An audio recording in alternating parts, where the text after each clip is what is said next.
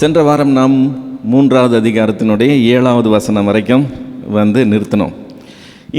இந்த வாரம் நம்ம அந்த 7வது வசனத்தில் ஆரம்பித்து அந்த அதிகாரத்தின் முடிவு வரைக்கும் உள்ள காரியங்களை தியானிக்க போகிறோம்.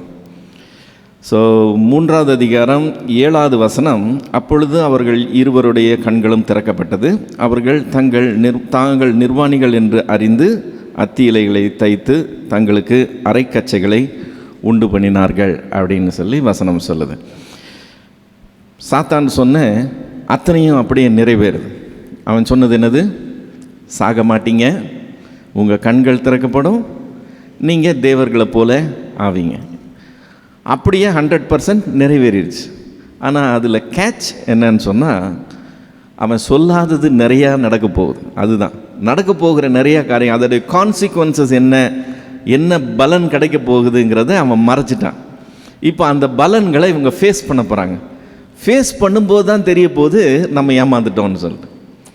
அவன் சொன்னது 100% நடந்துச்சு, இப்போ சொல்லாதது நடக்க போகுது. கண் திறக்கப்படுது, கண் திறந்ததுனால அவர்கள் நிர்வாணிகள் என்று அறிந்தாங்க. ஸோ அறிவு வந்துடுச்சு, கண் திறந்தது, அறிவு வந்துச்சு. கண் திறந்து அறிவு வந்தால் தெளிவு உண்டாகணும். பரவாயில்ல, முன்னாடி நமக்கு இதெல்லாம் தெரியல, இப்போ நமக்கு தெரியுதுன்னு தெளிவு உண்டாகணும். இவங்களுக்கு தெளிவு உண்டான மாதிரி தெரியல. அதுக்கு மாறாக என்ன நடக்குதுன்னு சொன்னால், 8வது வசனத்துலேருந்து 10வது வசனம் வரைக்கும், ஆதியாகமம் 3வது அதிகாரம் 8லேருந்து 10 வரைக்கும், பகலின் குளிர்ச்சியான வேளையிலே தோட்டத்தில் உலாவுகிற தேவனாகிய கர்த்தருடைய சத்தத்தை அவர்கள் கேட்டார்கள். அப்பொழுது ஆதாமும் அவன் மனைவியும் தேவனாகிய கர்த்தருடைய சந்நிதிக்கு விலகி தோட்டத்தின் விருட்சங்களுக்குள்ளே ஒளிந்து கொண்டார்கள். அப்பொழுது தேவனாகிய கர்த்தர் ஆதாமை கூப்பிட்டு, நீ எங்கே இருக்கிறாய் என்றார். அதற்கு அவன், நான் தேவரீருடைய சத்தத்தை தோட்டத்தில் கேட்டு நான் நிர்வாணியாக இருப்பதினால் பயந்து ஒளிந்து கொண்டேன் என்றான். இப்போ சாத்தான் சொல்லாதது நிறைவேறுது. என்ன நிறைவேறுது? தாங்கள் தவறு செஞ்சிட்டோன்னு சொல்லி அந்த குற்ற உணர்வை அவங்க அடைகிறாங்க. அவங்க எதிர்பார்க்கவே இல்லை, குற்ற உணர்வுக்கு ஒன்று வரும்னு சொல்லி, கில்ட் ஃபீலிங் வரும்னு எதிர்பார்க்கல. இப்போ குற்றம் உணர்வு வருது. அதே டைமில் என்ன வருது? ஏன் ஒளிந்து கொண்டாங்களாம்? பயந்து ஒளிந்து கொண்டாங்களாம். இப்போ பயம் வருது. குற்ற உணர்வு இருக்குது, பயம் இருக்குது. அதை விட இன்னும் அதிகம் என்னன்னு சொன்னால், தேவனாகிய கர்த்தர் அங்கே உலாவ வரும்போது ஒருவேளை இவங்க எதிர்கொண்டு போகிறவங்களா இருந்திருக்கலாம். ஆனால் இப்போ என்ன செய்கிறாங்க? அவருடைய சமூகத்துக்கு விலகி ஓடி ஒளிந்து கொள்ளுகிறாங்க. இப்போ தேவனாகிய கர்த்தரோடு இருந்த இவர்களுடைய உறவு ஆட்டோமேட்டிக் என்ன ஆயிடுச்சு? கட் ஆயிடுச்சு. ஆண்டவர் நீ சாகவே சாவாயின்னு சொன்னது இந்த உறவின் இழப்பை பற்றி தான். நீ என்னைக்கு பாவம் செய்கிறியோ அன்னைக்கு அப்போவே இம்மீடியட்டாக நீ செத்து போயிடுவேன். உனக்கு எனக்கு இருக்கிற தொடர்பு கட்டாயிருச்சுன்னா நான் தான் ஜீவாதிபதி, ஜீவனுக்கு சோர்ஸ் அவர் தான். அந்த சோர்ஸ் கட்டாகும்போது இவன் ஜீவனற்ற நிலைமைக்கு போயிடுவான். அதை தான் அவர் சாகவே சாவாய் என்று சொன்னார். இப்போ இந்த ரெண்டுமே இவங்க எதிர்பார்க்கலை, இவங்களுக்கு அது சொல்லப்படலை. அதனால் அது அவங்களுக்கு நிச்சயமாக ஷாக்காக தான் இருந்திருக்கும். இப்போ என்ன நடக்குது? சாத்தான் சொல்ல தவறின 3வது காரியம் ஒன்று இருக்குது. அது ரொம்ப முக்கியமானது. முதல் காரியம் இவங்களுக்கு குற்ற உணர்வும் பயமும் வந்தது. 2வது காரியம் தேவனோட உள்ள தொடர்பு கட்டாயிடுச்சு. 3வது காரியம் என்னன்னு சொன்னால், நீ தேவனுக்கு விரோதமாய் பாவம் செய்தனா, அவருடைய வார்த்தையை மீறினா அவருக்கு நீ கணக்கு கொடுக்கணும். அவர் உன்னை கேள்வி கேட்பார், நீ பதில் சொல்லணும். இதை அவன் சொல்லலை. நீங்கள் பறித்து சாப்பிட்டீங்கன்னா அவர் கேட்பார், நீங்கள் அவருக்கு பதில் சொல்லணும்னு சொல்லலை. இப்போ அது நடக்க போகுது. ஆண்டவர் ஆதாமே நீ எங்கே இருக்கிறாயின்னு மட்டும் கேட்கல. 3வது அதிகாரம் 11-12வது வசனத்தில் இதை பார்க்குறோம். 3வது அதிகாரம் 11-12. அப்பொழுது அவர், நீ நிர்வாணி என்று உனக்கு அறிவித்தவன் யார்? புசிக்க வேண்டாம் என்று நான் உனக்கு விலக்கின விருட்சத்தின் கனியை புசித்தாயோ? யாரை விசாரிக்கிறார்? ஆதாமை விசாரிக்கிறார். ஸோ ஒவ்வொருத்தரையும் தனித்தனியாக விசாரிக்க போகிறார். இப்போது தேவனுடைய விசாரணை வரும்னு அவன் சொல்லலை. இப்போ அதை அவங்க ஃபேஸ் பண்ணுறாங்க. இது ரொம்ப சீரியஸான காரியம். மற்ற காரியங்களை விட இது சீரியஸான காரியம். ஏன்னா அவர் விசாரிச்சுட்டு அதோடு நிறுத்த போகிறது இல்லை, அதற்குண்டான பலனையும் அவர் கொடுக்க போகிறார். இதெல்லாம் அவங்க கணக்கிலே வரல. அவங்களுடைய பட்டியலில் இல்லை. இது புதுசாக உள்ளே வருது. ஸோ இது பெரிய காரியம், அவங்களுக்கு பெரிய ஷாக்காக தான் இருக்கும். உன்னை யார் பறித்தது, புசிக்க வேணான்னு சொன்னது நீ புசித்தாயோ என்றார். அதற்கு ஆதாம், என்னுடனே இருக்கும்படி தேவரீர் தந்த ஸ்திரீயானவள் அந்த விருட்சத்தின் கனியை எனக்கு கொடுத்தாள், நான் புசித்தேன். ஆதாமுடைய பதில் ரொம்ப விசேஷமான பதில். நான் புசித்தேன், நீ புசித்தாயான்னு கேட்டால் அதுக்கு என்ன சொல்லணும்? ஆம் இல்லை என்று மட்டும் பதில் கூறுக, அதுதான் சொல்லியிருக்கணும். ஆனால் அவன் அதை ரொம்ப கால்குலேட்டடாக அதை எப்படி கொண்டு போகிறான்? ஸ்திரீ கொடுத்தால் நான் புசித்தேன்னு சொல்லியிருந்தா கூட ஸ்திரீ மேலே அவன் பழி போடுறான்னு இருக்கலாம். அவனுடைய வாக்கியத்தை கவனித்து பாருங்கள். தேவரீர் என்னோட இருக்கும்படி நீர் கொடுத்த அந்த ஸ்திரீ கொடுத்தா நான் புசித்தேன். இப்போ என்னோட இருக்கும்படி அந்த ஸ்திரீ எனக்கு வேணும்னு நான் கேட்டேன்னா நீங்கள் கொடுத்தீங்களா? அது உங்கள் ஐடியா. இப்போ நீங்கள் அந்த ஸ்திரீயை கொடுக்கலன்னா அவள் கொடுத்துருக்கவும் மாட்டா, நான் சாப்பிட்ருக்கவும் மாட்டேன். இப்போ நான் சாப்பிட்டுட்டேன். சாப்பிட்டதுக்கு காரணம் யார்? இப்படி சுற்றி அப்படி சுற்றி கடைசியில் அவர் தலையிலே கை வைக்கிறான். ஆக மொத்தம் தான் தப்பு பண்ணினதா உணர்ந்து அதுக்கு மன்னிப்பு கேட்குற மாதிரி அந்த ஆங்கிள்குள்ளே வரல. எக்ஸ்கியூஸ் சொல்கிறாங்க. நான் புசித்த உண்மைதான், ஆனால் அதுக்கு காரணம் இருக்குது, இதனால் அது காரணம் இருக்குதுன்னு சொல்லி அவன் தேவனையே குற்றம் சாட்டுறான். இப்போ அவன் மன்னிப்பு கேட்டிருந்தான்னா, சரணடைஞ்சிருந்தான்னா காரியமே வேற மாதிரி இருந்திருக்கும். ஐயோ ஆண்டவரே, நீங்கள் புசிக்காதுன்னு சொன்னீங்க, ஒரு தடவை மன்னிச்சிருங்க, தெரியாமல் சாப்பிட்டேன்னு சொல்லி கேட்டிருந்தா அது வேறு மாதிரி இருந்திருக்கும். அவன் அந்த லைனுக்குள்ளேயே போகலை.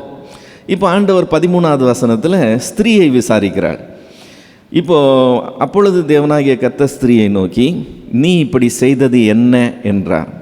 ஸ்திரீயானவள், சர்ப்பம் என்னை வஞ்சித்தது, நான் புசித்தேன் என்றாள்.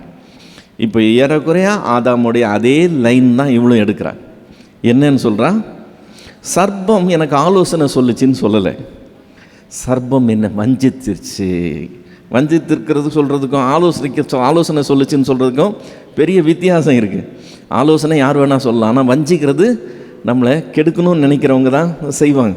இப்போ ஆரம்பத்தில் விருட்சமே புசிக்கத்தக்கதும் இன்பமானதுமா ருசியானதுமா தெரிகிற மாதிரி அவன் சொன்ன உடனே ஆசையாக போய் செஞ்சால், இப்போது அவளுக்கே நமக்கு கிடைச்ச அட்வைஸு தப்பான அட்வைஸு, நம்மளை சூழ்ச்சி செஞ்சு விழ வச்சுட்டான் அப்படின்னு இப்போ அவளே தன்னுடைய செய்கையை குறித்து வருத்தப்படுகிற நிலைமைக்கு வந்துட்டார். வஞ்சிக்கப்பட்டிருக்கிறோம் அப்படின்னு அவள் வாயாலே ஒப்புக்கொள்ளுகிறார். ரெண்டாவது காரியம் என்னன்னு சொன்னால், சாத்தான் என்னை வஞ்சித்தது அப்படின்னு சொல்லும்போது, அந்த சர்ப்பம் என்னை வஞ்சித்ததுன்னு அவள் சொல்லும்போது ஆக்சுவலாக என்ன மீன் பண்ணுறான்? நான் ஒரு நிர்கதியான நிலையில் இருக்கிறேங்க, ஹெல்ப்லெஸ் ஸ்டேட்டில் இருக்கிறேன். என்ன பண்ண சொல்கிறீங்க? அவன் என்னை விட புத்திசாலி, எனக்கு அந்த அளவுக்கு புத்தி கூர்மை கிடையாது. அவன் என்னை விட புத்திசாலி, அவனுக்கு ஈக்குவலாக நான் நிற்க முடியாது. அவன் தன்னுடைய புத்திசாலித்தனத்தை யூஸ் பண்ணி என்னை வஞ்சித்துட்டான். இப்போது என்னை விட புத்திசாலியாக அவன் அங்கே வச்சது யார்? மறுபடியும் பழி யார் மேலே வந்துடுச்சு? தேவன் மேலேயே வந்துடுச்சு. நீங்கள் அலோவ் பண்ணீங்க, அவனை என்னை விட புத்திசாலியாக வச்சுருந்தீங்க, ஆட்டோமேட்டிக்காக அவன் என்ன ஈஸியாக வென்றுட்டான். அவ்வளோதான். இப்போ நான் விழுந்ததுக்கு காரணம் நான் ஏதோ போய் தப்பு பண்ணேன்ட்டு இல்லை. இப்போ நான் நல்லா செஸ் விளையாடலாம், அதுக்காக ஒரு கிராண்ட் மாஸ்டர் கூட போய் விளையாட முடியுமா?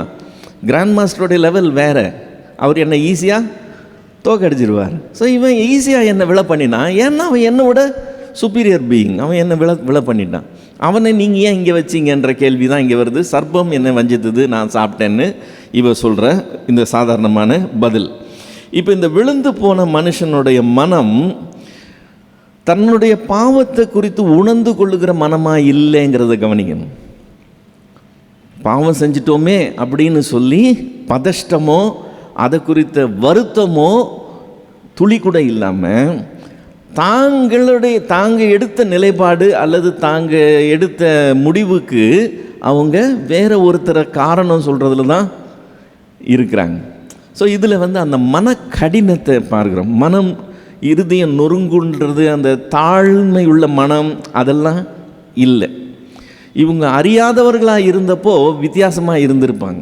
இப்போ கண் திறக்கப்பட்டு அறிவு அடைஞ்சதுக்கு அப்புறமா இவங்க அந்த மனப்பான்மை ரொம்ப வித்தியாசமான மனப்பான்மையாக இருக்குது. இருதயம் கடினப்பட்டு தங்களுடைய குற்றத்தை உணராமல் அதுக்காக எதிர்த்து பேசுகிறவங்களாம் இருக்கிறாங்க. இப்போது தண்டனை வழங்கும் பகுதிக்குள்ளே வர்றோம். 14வது வசனத்தில் ஆண்டவர் தண்டனை வழங்க ஆரம்பிக்கிறார். 3வது அதிகாரம் 14வது வசனம். அப்பொழுது தேவனாகிய கர்த்தர் சர்ப்பத்தை பார்த்துன்னு ஆரம்பிக்குது. இங்கே ஆண்டவர் சர்ப்பத்தை விசாரிக்கலைங்கிறத நாம் கவனிக்கணும். இவங்க 2 பேரை விசாரித்தவர் சர்ப்பத்தையும் விசாரிச்சிருக்கணும். ஆனால் சர்ப்பத்தை அவர் விசாரிக்கலை. ஏன் விசாரிக்கலைன்னு சொன்னால், அவர் பழைய கேடி, ஏற்கனவே பழைய குற்றவாளி. பழைய குற்றவாளி இன்னொரு குற்றம் செய்யும்போது அது எதிர்பார்க்கப்பட வேண்டிய ஒரு விஷயமாக போயிடுது. அவனை தனியாக விசாரிக்க வேண்டிய அவசியம் இல்லைங்கிற மாதிரி அது போயிடுது. இவன் ஆண்டவர் சர்ப்பத்தை பார்த்து, நீ இதை செய்தபடியால் சகல நாட்டு மிருகங்களிலும் சகல காட்டு மிருகங்களிலும் சபிக்கப்பட்டிருப்பாய். நீ உன் வயிற்றினால் நகர்ந்து உயிரோடு இருக்கும் நாளெல்லாம் மண்ணை தின்பாய். இப்போ இந்த வார்த்தை, நீ உயிரோடு இருக்கும் நாளெல்லாம் மண்ணை தின்பாயின்னு சொன்ன இந்த வார்த்தையை வச்சு தான் இது சாதாரணமாக பாம்பு இல்லைன்னு ஒரு முடிவுக்குள்ளே வரும். மண்ணை திங்கிற பாம்பு எங்கேயா பார்த்துருக்கோமா? பாம்பு மண்ணில் இருக்கும், மண்ணில் குழி தோண்டி அது அந்த வலையில் படுத்திருக்கும், அதெல்லாம் செய்யும், கரெக்டு. ஆனால் தனக்கு உணவுக்காக மண்ணை சாப்பிட்ற பாம்பை பார்த்துருக்கோமா? மண்புழு நம்ம சொல்லலாம், ஆனால் மண்புழு பாம்பும் இல்லை, அது சர்ப்பமும் இல்லை. இங்கே இவனை பற்றி சொல்லும்போது பழைய பாம்பாகிய பெரிய வலு சர்ப்பம்னு சொல்லியிருக்கு. ஸோ இவன் மண்புழு கிடையாது. இப்போ இவனுக்கு ஆகாரமே என்ன கொடுக்கப்படுது? நீ மண்ணை சாப்பிடுவேன்னு சொல்லிட்டு. ஸோ அந்த ஒரு வார்த்தையை வச்சு தான் மண்ணை சாப்பிட்ற பாம்பே இல்லைங்கிறதுனால இவன் சாதாரண பாம்பு இல்லை, இது தனி ஜீவன் என்று சொல்லி நாம் ஒரு ஐடியாக்குள்ளே வர்றோம். இப்போ அதை சொல்லிவிட்டு ஆண்டவர் அவனுக்கு தொடர்ந்து சொல்கிறார் 15வது வசனத்தில், 3வது அதிகாரம் 15வது வசனம். உனக்கும் ஸ்திரீக்கும் உன் வித்துக்கும் அவள் வித்துக்கும் பகை உண்டாக்குவேன். அவர் உன் தலையை நசுக்குவார், நீ அவர் குதிங்காலை நசுக்குவாய். இந்த 3வது அதிகாரம் 15வது வசனம் ரொம்ப ரொம்ப ரொம்ப முக்கியமான வசனம். ஏன்னா நான் முதல்ல சொன்ன 3 விதமான மரணங்கள் இருக்குது. அதில் சரீர மரணத்தை குறித்து மனுஷனுக்கு அதிக அக்கறை இருக்குது, அதை குறித்து அதிக பயம் இருக்குதுன்னு சொல்லி பார்த்தேன். அது நேர்ந்துச்சுன்னு சொன்னாக்க பெரிய இழப்பு அவனை பொறுத்த வரைக்கும். ஆனால் 2வது விதமான மரணத்தை பற்றி, அதாவது ஆவிக்குரிய மரணத்தை பற்றி அவன் கவலைப்படுகிறதே இல்லைன்னு சொல்லி பார்த்தோம். அது இருக்குதுன்னு சொன்னால் கூட அதை பற்றி உணர்ந்து கொள்ளுகிறது இல்லைன்னு சொல்லி பார்த்தோம். இந்த 2 விதமான மரணங்களில் தேவன் சரீர மரணத்தை பற்றி கவலையே படுறதில்லைன்னு சொல்லி பார்த்தோம். இல்லை, சரீர மரணத்தை பற்றி தேவன் கவலையே படுறதில்லை. அவருடைய கவலையெல்லாம் எதில் இருக்குது? ஆவிக்குரிய மரணத்தை பற்றி தான் இருக்குது. ஏன்னா நித்தியத்துக்குள்ளே போகும்போது இந்த ஆவிக்குரிய மரணம் நிரந்தர மரணமாக 2ஆம் மரணத்துக்குள்ளே கொண்டு போக போகிற காரியம். ஸோ நித்திய காலமாக நம்ம பாதிக்கிற ஒரு பாதிப்பாக இது இருக்கிறதுனால இந்த பாதிப்புலேருந்து மனுஷனை எப்படியாவது ரட்சிக்கணுங்கிறது தான் அவருடைய மொத்த கரிசனையாக இருக்குது. இந்த 3வது அதிகாரம் 15வது வசனத்தில் மனுஷன் விழுந்தவன் மரித்துட்டான். இப்போது மரித்த நிலையிலே அவன் தொடர்ந்து இருக்கக்கூடாது, அவனுக்கு அதுலேருந்து ஜீவனுக்குள்ளே வர்றதுக்கு என்ன செய்யணுமோ அதை செய்யணுங்கிற அந்த ஸ்டெப் அவர் எடுக்கிறத நம்ம பார்க்குறோம். இம்மிடியட் ஆதாம் மன்னிப்பு கேட்கல, எனக்கு மறுபடியும் உயிர் கொடுங்கன்னு சொல்லி ஆதாம் பிச்சை எடுக்கலை. ஆனால் யாருமே கேட்காம தேவன் தானே அக்கறை உள்ளவராக இந்த காரியத்தை செய்கிறார். இப்போ இது வேதத்திலேயே சொல்லப்படுகிற முதல் தீர்க்க தரிசனம். இதுதான் oldest prophecy in the Bible. Okay, 3வது அதிகாரம் 15வது வசனம். இதில் என்ன சொல்லியிருக்கு? உனக்கும் ஸ்திரீக்கும் உன் வித்துக்கும் அவள் வித்துக்கும் பகை உண்டாக்குவேன். இப்போது அதை வச்சுட்டு பாம்பு மனுஷனுக்கும் பிரச்சனை இருக்குது, அதனால் பாம்பை கண்டா மனுஷன் அடிக்கிறான், மனுஷனை கண்டா பாம்பு கடிக்குது, அதுதான் அந்த பகை உண்டாக்குவேன்னு ஆண்டவர் சொன்னாருன்னு நம்ம முடிவுக்குள்ளே வர முடியாது. ஏன் தெரியுமா? சாத்தானுக்கு வித்து உண்டா? சாத்தான் பிள்ளை பெறுவானா? இல்லை, சாத்தானுக்கு பிள்ளை பெறுகிற தன்மையே கிடையாது. அவங்களுக்கு இது கிடையாது, என்ன சொல்கிறது, இனவிருத்தி பண்ணுற கெப்பாசிட்டி கிடையாது. அப்படி இருக்கும்போது அவனுடைய வித்துன்னு சொல்லும்போது லிட்ரலாக அவனுடைய அடுத்த ஜென்ரேஷன்னு சொல்லி நம்ம எடுத்துக்கொள்ள முடியாது. அவனை சார்ந்தவர்கள்னு வேணால் சொல்லலாம், அவனை பின்பற்றவங்க அவனுடைய ஆட்கள்னு வேணால் சொல்லலாம். இப்போ ஸ்திரீக்கும் உனக்கும், ஸ்திரீனுடைய வித்துக்கும் உன்னுடைய வித்துக்கும் பகை உண்டாக்குவேன்னு சொல்கிறார். சொல்லிட்டு அவர் உன் தலையை நசுக்குவார் அப்படின்னு சொல்லி மரியாதையோடு சொல்லப்படுது. அப்படி மரியாதையோட வேதத்தில் சொல்லப்படுகிற எல்லா வார்த்தைகளும் அந்த வந்தாலே அது யாரை தான் குறிக்கும்? தேவன் ஒருவரை மட்டும்தான் குறிக்கும். எந்த மனுஷனுக்கும் அந்த போட்டு வேதத்தில் ஸ்பெசிஃபிக்காக மென்ஷன் வராது. ஸோ இதை வச்சு நம்ம கன்ஃபார்மாக என்னன்னு எடுத்துக்கலாம், இது குமாரனாகிய தேவனுடைய ரட்சிப்பின் காரியத்தை பற்றி பேசுகிற வார்த்தை. நசுக்குவார் அப்படின்னு சொல்லி வர்ற வார்த்தை. நீ அவர் குதிங்காலே நசுக்குவாயின்னு சொல்லிடு. இப்போ லிட்ரலாக ஆண்டவருக்கு சர்பத்தினுடைய தலையை நசுக்கினாரா? லிட்ரலாக நசுக்கலை. அதே போல் இவனும் அவருடைய குதிங்காலை நசுக்குவான்னா இவனும் அவருடைய குதிங்காலை எங்கன்னா நசுக்கினானா? லிட்ரலாக அப்படி நடக்கலை. அதனால் இது ஒரு உருவகமாய் சொல்லப்படுகிற காரியம். அப்படி ஆக்சுவலாக போட்டு நசுக்கிறது இல்லை. ஆனால் அங்கே செய்யப்பட்ட செயல்பாடு இதுக்கு சமமான ஒரு காரியம். மெட்டஃபாரிக்கல் வே ஆஃப் ஸ்பீக்கிங், இது உருவகமாய் சொல்லப்படுகிற காரியம். ஸோ இந்த 15வது வசனம் மிக முக்கியமான வசனம். மனுஷனுடைய மரணத்திலிருந்து அவனை மீட்டு எடுக்கிறதுக்கு தேவனாகிய கர்த்தர் தானே அந்த ரட்சிப்பின் திட்டத்தை அங்கே வெளிப்படுத்துகிறத பார்க்குறோம். அதை இன்னும் எத்தனை வருஷம் கழித்து நிறைவேற்ற போகிறார்? இது 2600 வருஷத்துக்கு முன்னாடி இருக்குதுன்னு சொன்னால் 4000 வருஷம் கழிச்சு, இது சொல்லி 4000 வருஷம் கழித்து நிறைவேற போகுது. ஓகே, இப்போ 16வது வசனத்துக்கு வந்தோம்னு சொன்னால், அவர் ஸ்திரீயை நோக்கி, நீ கர்ப்பவதியாக இருக்கும்போது உன் வேதனையை மிகவும் பெருக பண்ணுவேன், நீ வேதனையோட பிள்ளை பெறுவாய், உன் ஆசை உன் புருஷனை பற்றி இருக்கும், அவன் உன்னை ஆண்டு கொள்வான் என்றார். இப்போ சர்பத்தினுடைய மேட்டரை முடிச்சுட்டு அடுத்து ஸ்திரீயை தேவன் தண்டனைக்குள்ளே கொண்டு வருகிறதை பார்க்குறோம். அவளுக்கு கொடுக்குற தண்டனையை 2 கேட்டகரியாக பிரிக்கலாம். ஒன்று, அவள் தாயாக அந்த ஸ்தானத்துக்குள்ளே வரும்போது அவளுக்கு நடைபெறுகிற காரியம். மற்றொன்று, அவள் மனைவியாக இருக்கும்போது அவளுக்கு நடைபெறுகிற மற்றொரு காரியம். ஸோ தாயாக இருக்கும்போது எப்படி இருக்குமா? அவள் கர்ப்பவதியாக இருக்கும்போது வேதனையை பெருக பண்ணுவாள். அந்த 10 மாதமும் அவ்வளோ லேசாக இருக்காது. அது வேதனையுள்ள 10 மாதங்களாக இருக்கும். அந்த வேதனையெல்லாம் முடிஞ்சிட்டு பிள்ளை பெறும்போது அந்த வேதனையை அவர் என்ன செய்வாராம்? மல்டிப்ளை பண்ணுவாராம், பெருக பண்ணுவாராம் இன்னும். ஸோ அவளுடைய அந்த மகப்பேரும் அவள் பிள்ளை பெறுகிறதும் அவளுக்கு பெரிய டார்ச்சரான ஒரு காரியமாக தேவன் செய்கிறத பார்க்குறோம். 2வது என்னது? நீ உன்னுடைய புருஷனுக்கு உன் ஆசை உன் புருஷனை பற்றி இருக்கும், அவன் உன்னை ஆண்டு கொள்வான். இந்த 2 ஜெண்டரில் அவர் மேல் ஜென்டரை மேலே தூக்கிட்டு ஃபீமேல் ஜென்டரை கீழே இறக்கிறத நம்ம பார்க்குறோம். உன் ஆசை அவனை பற்றி இருக்கும், அவன் உன்னை ஆண்டு கொள்வான்னு சொல்லிடுறார். இது செய்கிறதுக்கு காரணம் என்னென்னா, அந்த பாவம் செய்கிறதுல யாருடைய கை முன்னாடி இருந்தது? யார் பாவத்துக்குள்ளே லீட் பண்ணி நடத்தி கொண்டு போகிறது? அந்த லீட் ரோலை எடுத்தது இவ தான். ஸோ விழும்போது அந்த லீட் ரோல் எடுத்ததுனால அதுக்கு தண்டனையாக வாழ்நாளெல்லாம் நீ எப்படி இருக்கணும்? அவன் லீட் ரோல் எடுப்பான், நீ பின்னாடி ஃபாலோ பண்ணுறதா இருக்கணும். ஸோ இங்கே லீடு எடுத்ததுனால அங்கே செகண்டரி பொசிஷன் அவளுக்கு கொடுக்கப்படுது. உன் ஆசை உன் புருஷனை பற்றி இருக்கும், அவன் உன்னை ஆண்டு கொள்வான். ஸோ விழுந்த நிலையில் இருக்கிற மனுஷன் அவளை அப்படி தான் ஆண்டு கொள்வான்.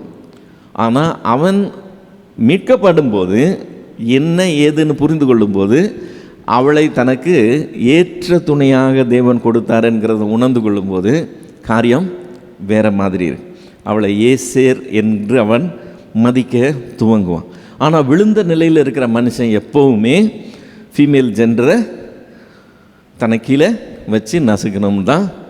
அது நேச்சுரலாகவே இருக்கிற ஒரு இன்டென்ஷன். அது தேவன் அப்படி தான் வைத்திருக்கிறார். 2வது, இவங்களுடைய ஆசையும் அவனை பற்றி தான் இருக்கும்.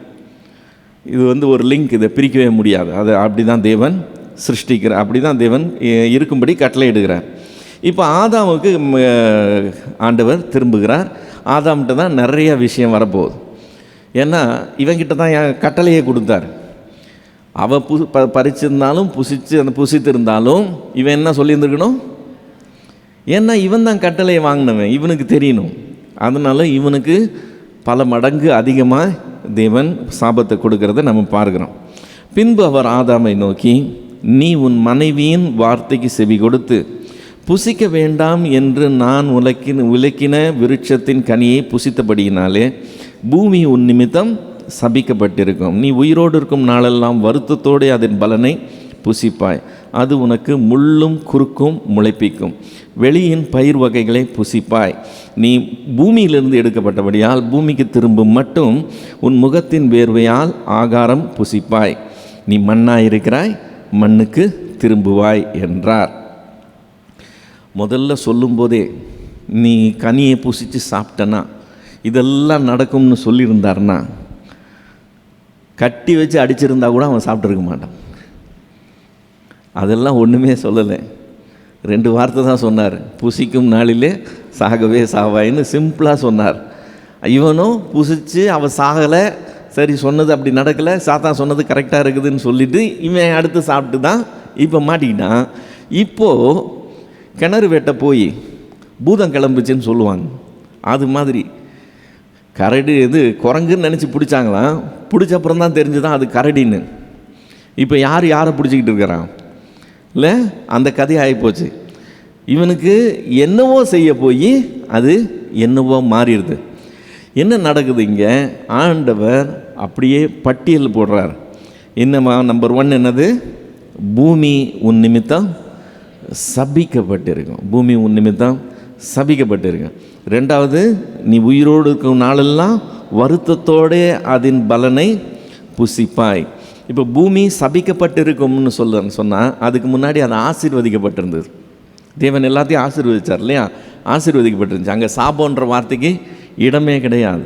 இப்போது பூமி சபிக்கப்பட்டதுன்னு சொன்னால் நாம் இருக்கிற இந்த பூமி நல்லதே கொடுக்கறது இல்லைங்கிறத நம்ம கவனிக்கணும். நம்ம நல்லது செஞ்சால் கூட, நல்லது விதைச்சா கூட அது நல்லதாக வர்றதில்லைன்றதை பார்க்குறோம். அது சபிக்கப்பட்ட ஒரு பூமி, அதனால் அது அப்படி தான் இருக்கும். அதனுடைய ரிசல்ட்ஸ் அப்படி தான் இருக்கும்.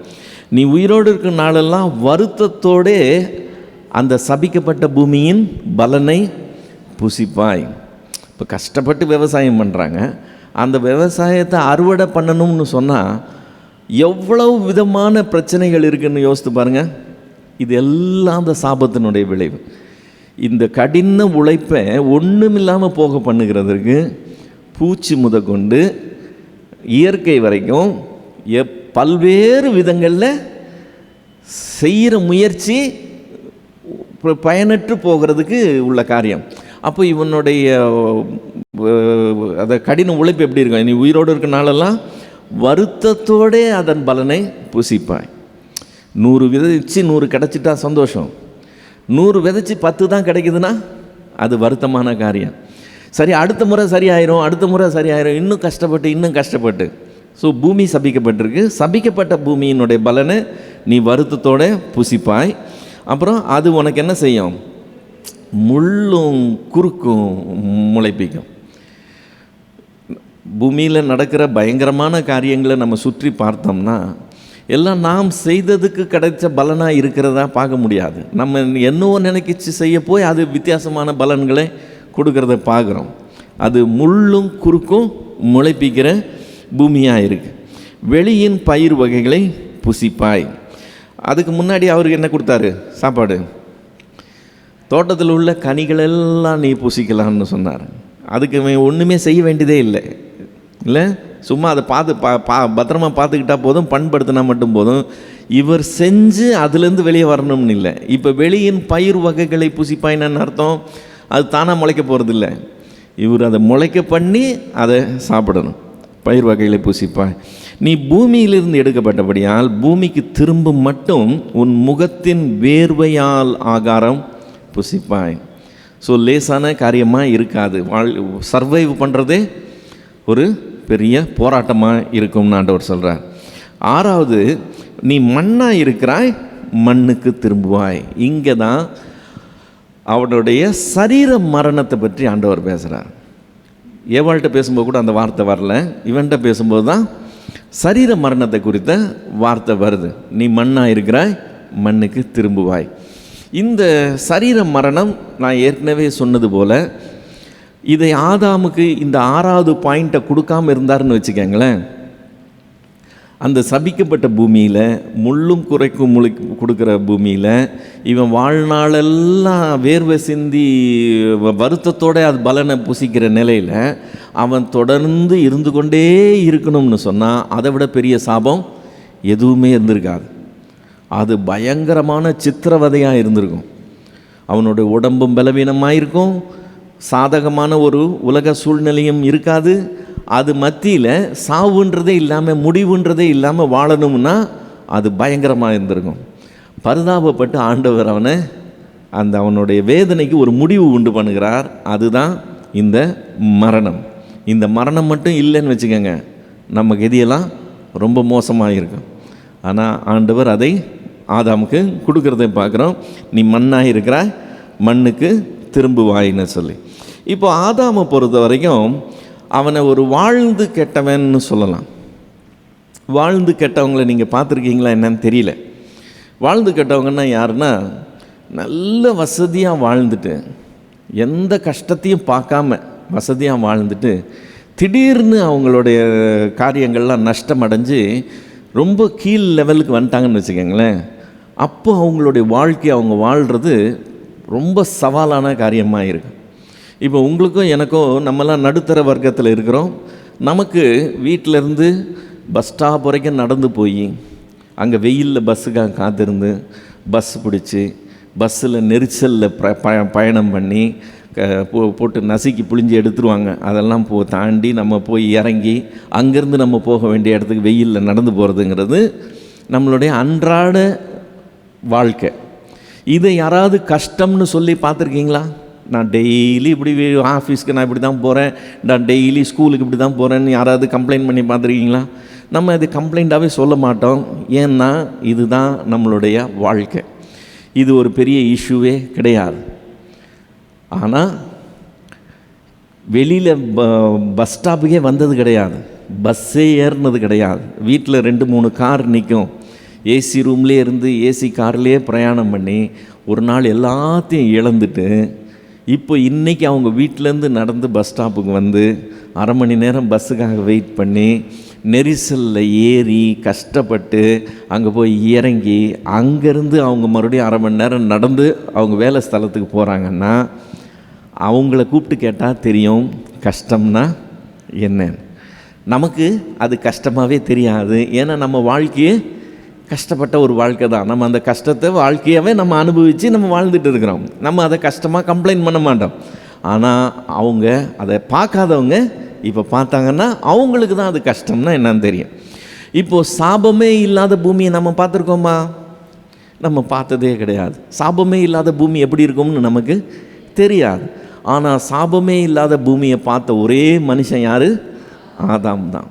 ஆசீர்வாதமான சூழ்நிலை எப்படி இருக்கும்னு கேட்டால் ஆதாமுக்கு தான் தெரியும், வேறு யாருக்கும் தெரியாது. இப்போ அவன் சபிக்கப்பட்ட பூமியை பார்க்க போகிற முதல் மனுஷனாக மாறிட்டான். இப்போ ஆதாம் தான் வாழ்ந்து கெட்ட ஒரு மனுஷன்னு சொல்லலாம்.